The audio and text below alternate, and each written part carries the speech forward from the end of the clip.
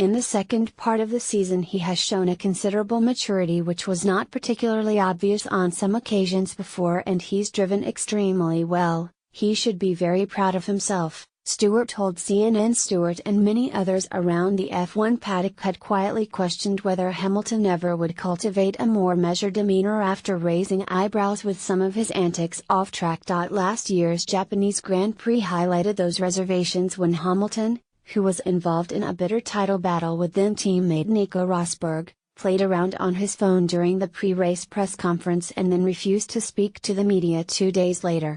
His head was all over the place, and you thought, is he ever going to learn? Veteran F1 journalist and author Maurice Hamilton told CNN. Is he going to brilliant 1 minute and do something stupid the next? That's what he was prone to do. What we've seen this year is that he is so at ease within his own skin, finally. That's the impression you get. If we'd had this conversation a year ago, I would have said you can't compare him, he's not there yet.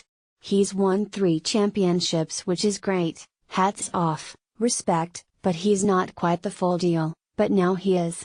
He's definitely worthy of being up in the top 5, Hamilton said. I'm not going to choose who's better, but you are talking about the Stewart, Jim Clark, Prost, Senna, and Schumacher. He's now on that level.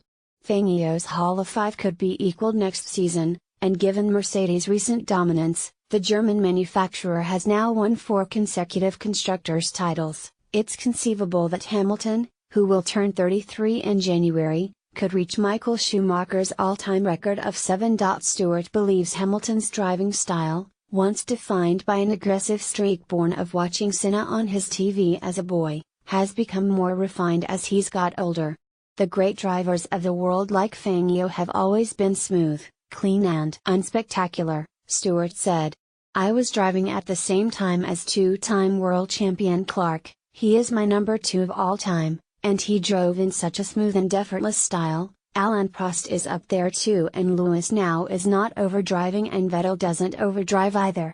Vettel was the first driver to offer his congratulations on Sunday, pulling up alongside Hamilton on the in-lap at the Autodromo Hermanos Rodriguez, and the stage is already set for what should be an even closer title fight the next season. For now, Hamilton can afford to take his foot off the gas, safe in the knowledge that his status as one of the all-time F1 greats is guaranteed. Next stop is the Brazilian Grand Prix in 2 weeks' time, where he can enjoy some unofficial victory laps around Interlagos, the home circuit of Senna, the man who inspired him to start his journey to greatness.